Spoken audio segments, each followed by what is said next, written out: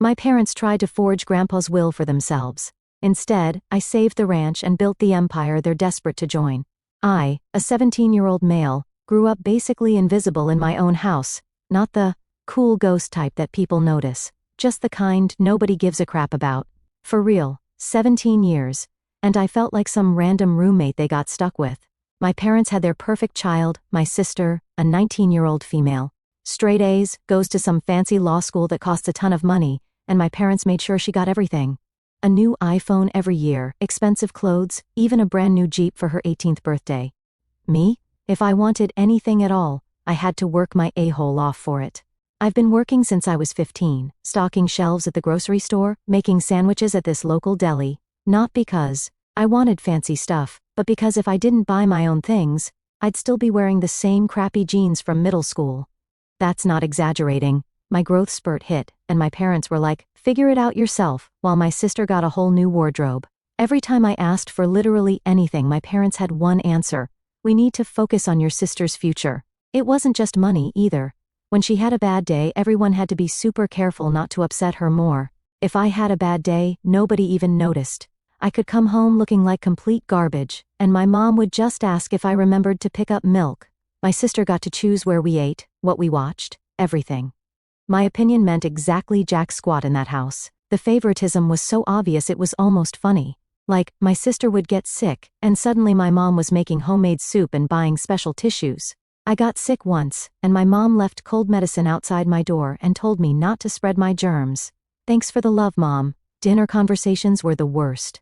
It was all, tell us about your day, to my sister, who would talk for like 40 minutes about some drama with her friends or a hard test. Then, maybe, if I was lucky, someone would remember I existed and ask, how was your day? But they'd already be clearing the table or checking their phones. The car thing really killed me though. She got a brand new Jeep for her 18th birthday, this huge surprise with a bow on it in the driveway and everything. My dad made this big speech about how proud they were and how she deserved it for being such a great student. My 18th birthday? I got a cake from the grocery store and a card with $50 in it. Dad said if I wanted a car, I could save up for one. The difference in treatment was so blatant it was almost impressive. I started picking up more and more hours at work just to stay away from home. My manager at the deli was more interested in my life than my own parents. Pretty sad when the guy who pays you minimum wage to make sandwiches asks more questions about your future than your family. It wasn't like my parents were monsters or anything. They didn't hit me or scream at me or any of that. They just didn't care. Like I was some random guy who happened to live there, not their son. Sometimes I think that's almost worse in a way. At least if they were awful, I could be mad. Instead, I was just nothing. So yeah, that was my life for 17 years, existing in the shadow of the golden child, trying to convince myself it wouldn't always be like this, that someday I'd matter to someone. College applications rolled around senior year, and I wasn't completely stupid. I knew we weren't loaded with cash. I wasn't trying to go to some Ivy League school or anything crazy, just a decent state. College about an hour away. Nothing fancy, reasonable tuition, good enough programs. I brought it up at dinner one night. Figured I'd test the waters and see if maybe my parents might help me out a little, like they were doing for my sister. Man, was that a mistake? I still remember exactly how it went down. We were having dinner. I waited till everyone was settled and said, so, I've been looking at state for next fall. Application fee is only like $50. My parents looked at each other with this weird expression, like they were having some telepathic conversation about how to shut me down. Then Dad cleared his throat and dropped the bomb. Your sister's education is an investment. If you want college, you'll need to work more hours and get loans. Time to figure it out on your own. Mom nodded along like this made perfect sense. We just can't afford to send both of you right now. Your sister's program is very expensive. Then came the real kicker. Dad put down his fork and looked at me all serious. Actually, now that you're almost 18, we think it's time you started contributing to the household, rent and utilities, prepare you for the real world. I nearly choked. You want me to pay rent here? In my own house? It's our house, Mom corrected, and money is tight right now. Money is tight? That was freaking hilarious. Didn't seem tight when my sister wanted to go to Boston for the weekend to tour law firms, also known as party with her friends. Money was only tight when it came to me. But when my sister needed a new laptop for her law school studies, they made it happen without question. While I had to pay to live in my own house or get out. That night, I just kept trying to picture my future in this place. Working my a-hole off at the deli. Giving half my money to my parents, watching my sister live her best life while I just existed. It made me sick thinking about it. I started doing the math in my head. Rent in our area was insane. No way I could afford my own place on deli wages. Roommates maybe, but who? All my friends were going to college with their parents' support. Next morning at breakfast was even worse. I barely got 2 bites of my cereal before Mom reminded me I owed for last month's internet bill. Don't forget, we need that by Friday. Like I was some tenant she was chasing down for payment. Then my sister walked in, half asleep, grabbed her special organic smoothie from the fridge, because, of course she had special food just for her, and nobody said a word about her paying for anything. She hadn't worked a day in her life, but somehow I was the financial burden. I couldn't help myself, so why isn't she paying anything? Mom looked at me like I was speaking another language. She's focused on her studies, she said with this tone like I was being ridiculous. You should be grateful you even have a roof over your head. Grateful for being treated like a tenant in my own house, for having to work 30 hours a week on top of school just to buy basics while my sister got everything handed to her? Yeah, super grateful over here. Then there was Dad. Found him one night in his office, staring at the water bill looking stressed. He sighed, rubbed his forehead, then turned to me standing in the doorway. You know, kiddo. Every little bit helps. I wanted to tell him every little bit had already gone toward my sister's fancy life, but kept my mouth shut. That's how things worked in that house. Keep your head down, don't make waves, except that you're less important. Mom started leaving notes on the fridge, rent due Friday, written. With a smiley face, like she wasn't shaking down her own kid. Meanwhile, my sister got notes like, good luck on your presentation, sweetie, next to a Visa gift card, or Starbucks card, or whatever other treat they decided she deserved that day. I started looking for more work. The deli couldn't give me more hours, so I applied at this office building for a night. Security job. Standing around all night, watching empty hallways and checking doors. Boring as hell, but it paid better than the deli, and honestly, being alone in an empty building was better than being invisible at home. Between the 2 jobs, I was working almost 50 hours a week while trying to finish high school. I was constantly exhausted. My grades started slipping. Did my parents notice or care? Nope. But my sister got a B+ once, and my mom made her favorite dinner to cheer her up after such a disappointment. The first time I handed over rent money was the worst. I just cashed my check, counted out the cash, and put it in an envelope. Gave it to my dad after dinner. He took it like it was the most normal thing in the world, didn't even say thanks, just nodded and put it in his wallet. I felt like such a sucker. My room didn't even feel like mine anymore, more like a place I was renting that I could get kicked out of any time. I started keeping most of my stuff packed in my backpack and duffel bag, just in case. Not that I had much worth taking. One night, after a double shift, I came home at like 2 in the morning. Everyone was asleep. I sat in the kitchen, eating cold leftovers, looking around at the house I grew up in. The family photos that I was barely in, the fancy stuff we supposedly couldn't afford but somehow managed to buy for. My sister, the note on the fridge reminding me utilities were due. And I just thought, is this it? Is this really what my life is supposed to be? Working my a-hole off to stay in a place where nobody wanted me? Watching someone else live the life I couldn't have? There had to be something better out there. Anywhere had to be better than this. Through all this, there was only one person who ever made me feel like I wasn't just taking up space, my grandpa. He lived out west on this horse ranch in the middle of nowhere, not Montana or Wyoming, or anything that fancy. Just this decent-sized property a few states over. I didn't get to see him much since my parents always had more important things to do than visit him, but when I did, it was like entering a different universe. Grandpa's place wasn't anything special to look at. Old farmhouse that needed paint, some stables, fenced, pastures and about a dozen horses, but holy crap, it felt more like home than my actual house ever did. No bull, no constant reminders that I was the lesser child, just open land, fresh air and actual peace. He had these horses, about 12 of them, some for breeding, others for trail rides. I'd help groom them when I visited, learned how to clean their hooves, brush them down, all that stuff. Hard work that left you sore and smelling like horse, but I didn't mind. Out there, I wasn't just existing, I was actually doing something that mattered. You know, my grandpa wasn't the touchy-feely type. He didn't give pep talks or tell me I was special. He just treated me like I was capable, like my opinion had value. He'd ask what I thought about stuff and actually listen to my answer. Basic human respect, but it felt revolutionary compared to home. The idea kept growing in my head during those long nights. What if I just left, cut ties? Focused on my own future instead of funding the never-ending My Sister is Amazing show? Stay and be nothing, or leave and try to be something. I started researching GEDs instead of finishing high school, looking into jobs in my grandpa's area, checking bus ticket prices, just planning, dreaming really. Then I started noticing weird stuff happening at home. My parents started getting all these official-looking documents in the mail, big envelopes with legal firm names on them.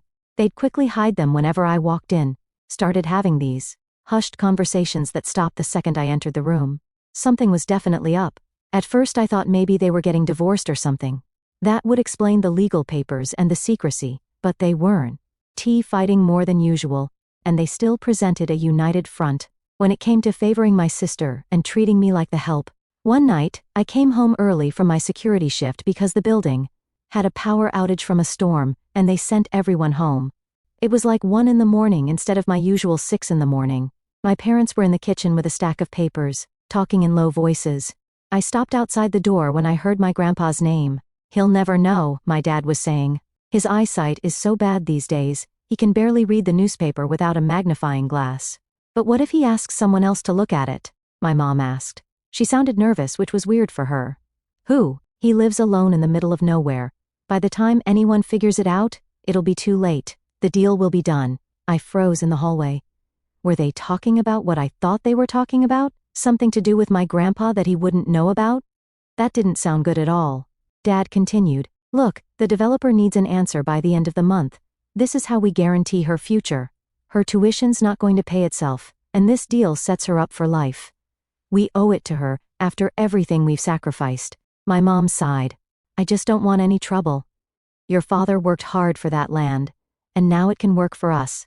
My dad said, "All we need is his signature on these papers." I backed away quietly and went to my room, mind racing. Holy crap, they were planning something with my grandpa's ranch, something he wouldn't know about. It didn't take a genius to figure out they were up to no good. Over the next few weeks, I started paying close attention.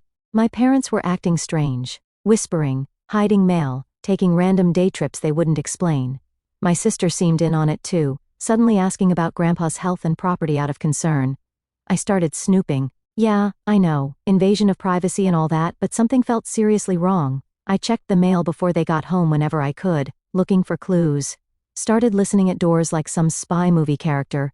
Even checked their browser history on the family computer when they weren't around. One day, while they were out at my sister's debate tournament, I searched their home office.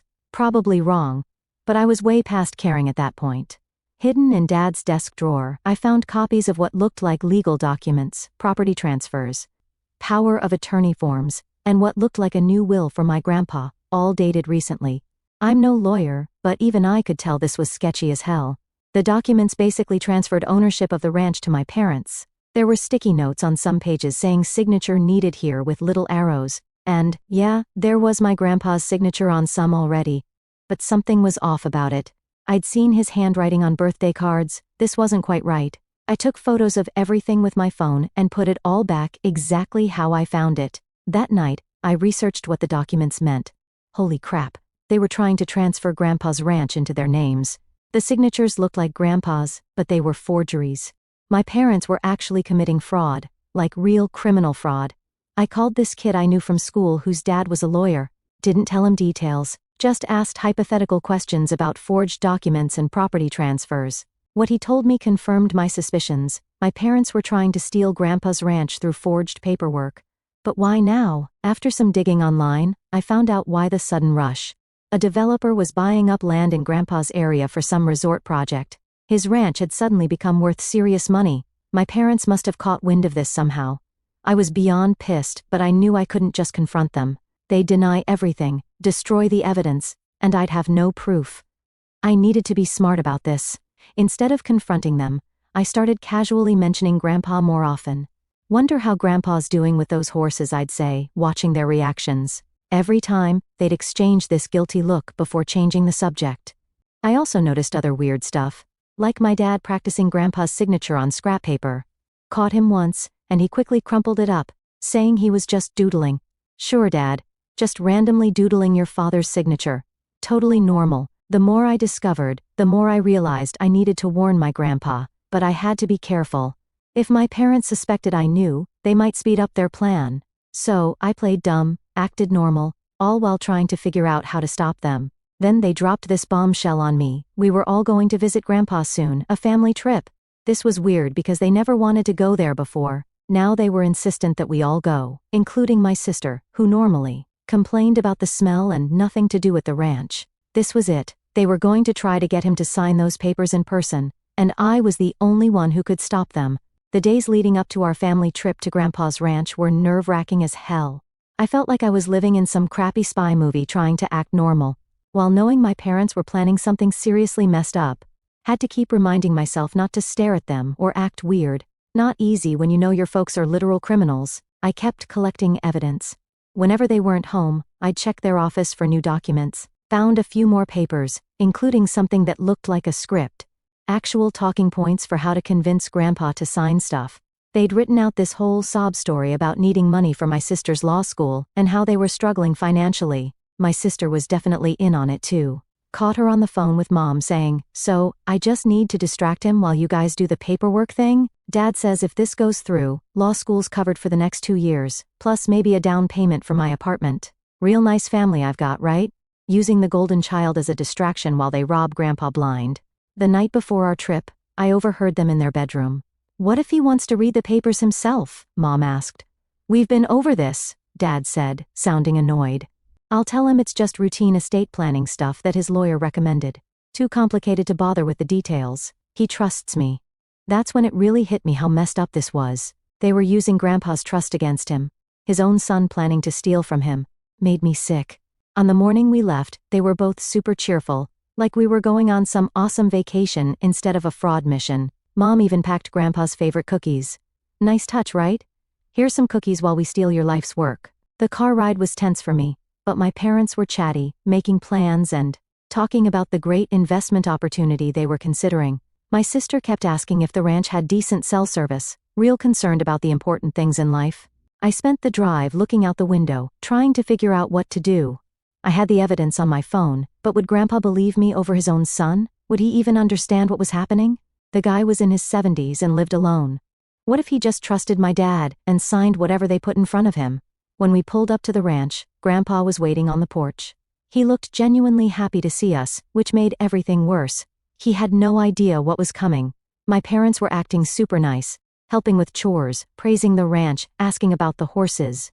"The place looks great, Dad," my father said, looking around with what I now recognized as dollar signs in his eyes. My sister even put on boots and pretended to be interested in learning about ranch life. First time ever. It was so fake it made me want to puke. Grandpa showed us around, talking about improvements he'd made, and how the horses were doing. He seemed a little confused by all the sudden interest but happy to have company. He kept glancing at me, like he knew something was off. That night, after dinner, my parents set the mood, trying to make Grandpa feel comfortable. Real classy move. My sister conveniently started showing Grandpa photos on her phone, pictures from school, her friends, her life in the city. The distraction was beginning. I saw my dad reach for his briefcase. This was it. They were going to do it right now. "Actually," I said, standing up suddenly. "Grandpa, can I show you something with the horses?"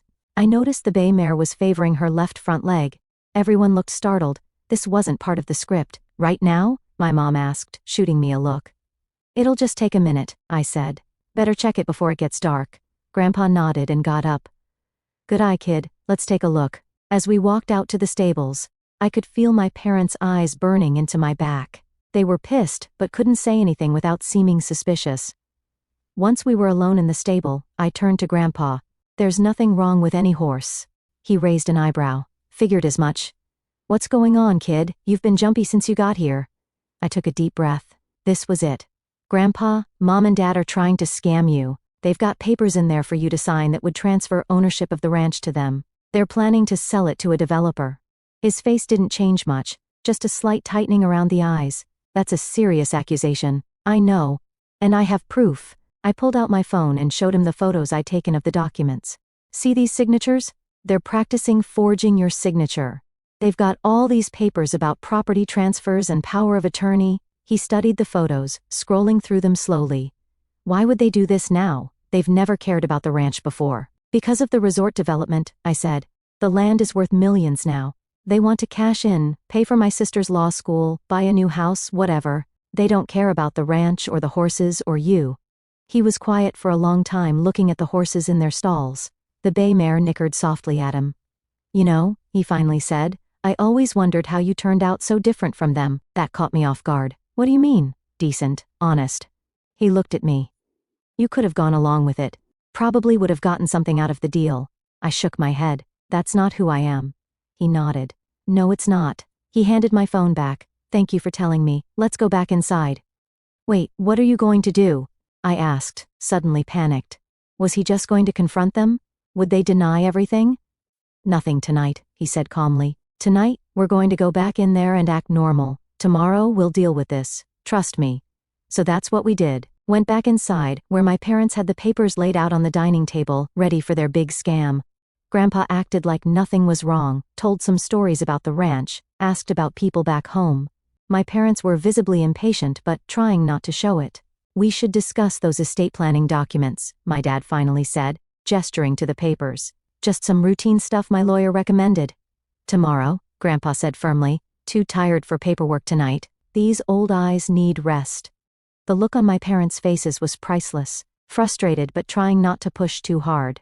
They had no choice but to agree. The next morning I found Grandpa in the kitchen. He looked at me and said, I made some calls last night after you went to bed. My lawyer's coming by around 10, so is my brother, your great-uncle Steve. Figure we might need some witnesses. My stomach did this weird flip. This was really happening. What about my parents? What are you going to say to them? Nothing yet. Let them think everything's going according to their plan. He took a sip of his coffee. Your job is to act normal. Can you do that? I nodded, though normal felt pretty impossible at this point. What about my sister? What about her? He asked. She's in on it too, I said. I heard her talking about distracting you while they got the papers signed. Something flashed across his face. Disappointment, maybe. Then she's made her choice too. My parents and sister eventually stumbled into the kitchen, looking annoyingly well-rested for people planning a major fraud. Mom immediately started making a big breakfast, talking about how the country air made her sleep so well. Dad kept checking his watch and making comments about getting to business after breakfast. Grandpa played along perfectly, talking about ranch stuff, asking my sister about school, acting completely oblivious. I tried to follow his lead, just eating my eggs and nodding at appropriate times, but it was hard not to stare at my parents and think, I know what you're doing, you jerks. After breakfast, Dad went to get his briefcase while Mom cleared the table with this fake casual attitude. Maybe we should all sit in the living room, she suggested. More comfortable for going through those papers. Grandpa agreed, and we all moved to the living room. Dad laid out the documents on the coffee table, putting on his serious business face. Now, Dad, these are just standard estate planning documents that my lawyer drew up. Nothing complicated, just making sure everything's properly arranged for the future. Grandpa picked up the first document, squinting at it like he could barely read it. What's this part about property transfer? Dad launched into this rehearsed explanation about asset protection and liability concerns, using a bunch of legal-sounding terms that probably didn't mean what he thought they meant. I had to bite my tongue to keep from calling him out right there. That's when we heard the sound of vehicles coming up the driveway. My parents froze. You expecting company? Dad asked, looking suddenly nervous. Might be, Grandpa said vaguely, getting up to look out the window. Ah, it's just my lawyer and your Uncle Steve. Told them to stop by today. The look on my parents' faces was pure panic. Mom actually went pale. Your lawyer? Why would you need your lawyer today? Always good to have professional advice when signing important documents, don't you think? Grandpa said, heading to the door. I followed him, partly to help greet people, and partly because I didn't want to be left alone with my parents, who were having some kind of silent freakout behind us. Grandpa opened the door as they were coming up the steps. The lawyer and Uncle Steve looked pissed off already. We all headed back to the living room, where my parents were frantically trying to gather up their papers. My sister was just sitting there, looking confused, like the script had suddenly changed and nobody gave her the new pages. What's going on? Dad asked, trying to sound casual. Steve, what are you doing here? And who's this? He nodded at the lawyer. This is my attorney, Grandpa said. Been handling my affairs for about 30 years now. Your attorney? Mom was confused as hell, shooting Dad a panicked look. Well, Grandpa said, sitting down calmly in his armchair, when someone tries to steal my ranch through forged documents, Seems like a good time to have legal counsel present. Holy crap, he just came right out and said it. No build-up, no drama, just boom, I know what you're doing. The room went dead silent. You could have heard a mouse fart. Dad's face did this weird thing where it was like he couldn't decide if he should look outraged or confused, so he just looked constipated instead. What are you talking about? He finally sputtered. Steal your ranch? These are just estate planning documents for your benefit. Uncle Steve snorted. Cut the crap, David. We've seen the papers. We know about the developer offering millions for this land. You think your dad's some senile old fool you can trick into signing away his property? Mom jumped in, her voice going all high. This is ridiculous. We're just trying to help organize things for Dad's future. Why are you attacking us like this? The lawyer cleared his throat. Perhaps you'd like to explain why these estate planning documents transfer full ownership of the ranch to you and your wife with no consideration or compensation to Mr. Mitchell. Or why they grant you power of attorney effective immediately, or why there are practice signatures in your handwriting attempting to mimic your father's signature. Dad's face went from red to white real quick. Where did you get that? Who's been going through our personal papers? He turned to look at me, and I could see the exact moment he figured it out. If looks could kill, I'd have dropped dead right there. You, he hissed. You went through our office? You took photos of private documents, your own parents. I stood my ground even though my legs felt like jelly. Yeah, I did. Because you're trying to rob Grandpa. What was I supposed to do, help you? My sister finally spoke up, looking confused and pissed. Wait, what's happening? Dad, what's he talking about? Were we really here to get Grandpa to sign over the ranch? At least she wasn't totally in on it, just willing to be the distraction without asking questions. Not sure if that's better or worse. Dad ignored her, still glaring at me. After everything we've done for you, I actually laughed, like a real laugh that surprised even me. Everything you've done for me? You mean making me pay rent to live in my own house, working me to death, while you paid for her every whim, treating me like I was nothing? Yeah, thanks for all that. Mom started crying because of course she did. Her go-to move when confronted. How can you say such things? We're your parents. We love you. No, I said quietly. You don't. And now everyone knows exactly what kind of people you really are. Uncle Steve looked like he wanted to punch my dad, which honestly, I wouldn't have minded seeing. You were going to sell your own father's ranch out from under him. For what? A bigger house? A new car? You make me sick. Grandpa was just sitting there, watching it all unfold with this calm sadness. Finally, he spoke. I always taught you that a man's word is his bond, David, that honesty matters more than money. Seems those lessons didn't stick. Dad started backpedaling hard. Look, this is all a misunderstanding. These documents aren't what they seem. We were just trying to make sure our daughter has every opportunity. Her future depends on it. Save it, the lawyer interrupted. I've been practicing law for 40 years. I know a fraudulent scheme when I see one. The question is, what your father wants to do about it. Everyone turned to look at Grandpa. He sighed, looking suddenly tired and old. What I want is for you all to leave. Now, take your papers and go. Dad looked stunned. You're kicking us out? Your own son? Grandpa said simply, you made your choice, now I'm making mine. Mom was full-on ugly crying now. Please, you can't do this. We're your family, we just wanted to help. Uncle Steve stepped forward. You heard him. Get your stuff and get out. My sister looked around frantically. What about me? I didn't do anything. You were helping them, I pointed out. You knew something was up and went along with it. She looked at me like I'd betrayed her, which was rich considering what was happening. I didn't know. They just said we needed to help Grandpa organize his affairs. Maybe she really didn't know, or maybe she was just better at playing innocent than I thought. Either way, Grandpa wasn't having it. All of you, he repeated. I need time to think about this. My parents reluctantly started gathering their things, Mom still crying, Dad looking like he was plotting his next move. My sister was texting frantically, probably telling her friends some BS version of events where she was the victim. And me? I just stood there, feeling weirdly empty. This should have felt like victory, but it mostly felt sad. As they headed for the door, Dad turned back to me, his face twisted in anger. I suppose you think you're very clever, turning your grandfather against us. Hope you're proud of yourself. Not proud, I said, keeping my voice steady. Just couldn't let you do it. He stared at me, eyes cold. You're not my son anymore. I don't ever want to see your face again. The words hit harder than I expected, but I didn't flinch. I just looked him dead in the eye. Good. Because I'm done trying to be. That was the last thing I said to him, and that's how I ended up living at my grandpa's horse ranch. Just like that. My parents and sister drove off, all pissed, and I stayed behind. Not going to lie, those first few days were weird as hell. Like, did I really just nuke my entire family? Yeah, they were shitty people trying to scam my grandpa, but still, they were my family. That kind of messes with your head, no matter how you look at it. Grandpa gave me the small bedroom at the end of the hall. I swear, it felt more like my space in one day than my room at my parents' house. In 17 years after my parents left, the lawyer dude hung around.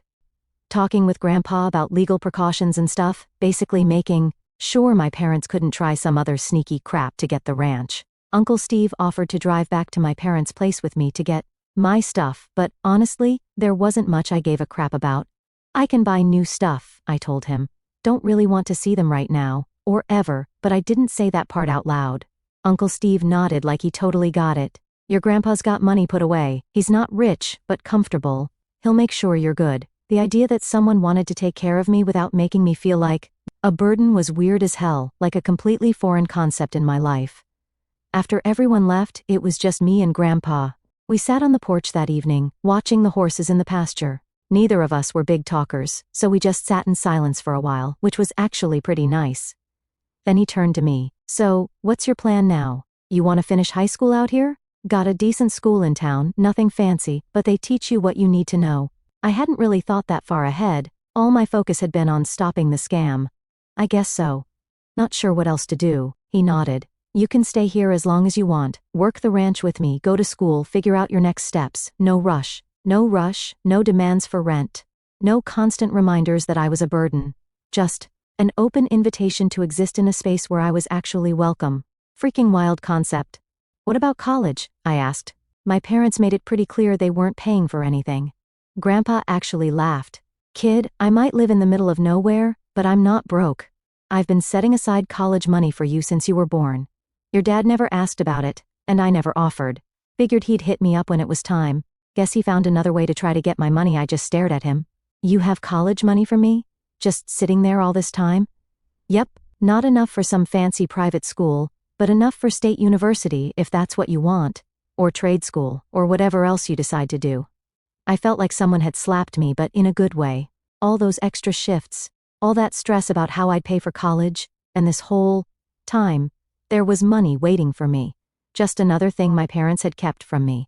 The next couple of weeks were basically ranch life 101, up at the crack of dawn, feeding horses, mucking stalls, fixing fences. Hard, physical work that left me sore as hell and muscles I didn't know existed. But it felt good, like I was doing something real. Something that actually mattered. Grandpa was chill about teaching me stuff. He didn't get pissed when I screwed up, just showed me the right way and let me try again. Horses can sense when you're stressed, he'd say. They feed off your energy. Stay calm, they stay calm. About a week after everything went down, my phone blew up with texts. My parents had finally realized I wasn't coming back and were in full manipulation mode. Mom sent these long, dramatic messages about how much she loved me and how I was destroying the family. Dad was more direct. You've made a huge mistake. Don't expect us to bail you out when this falls apart. I didn't respond to any of it. What was the point? They'd shown me exactly who they were. My sister's messages were straight up nasty. Hope you're happy out there with the horses while my future is screwed. You ruined everything. Then it turned into blaming. You just couldn't let Mom and Dad handle things, could you? You had to blow it all up. She wasn't asking if it was true, she was looking for someone to blame, and that was me. Why would you do this to them?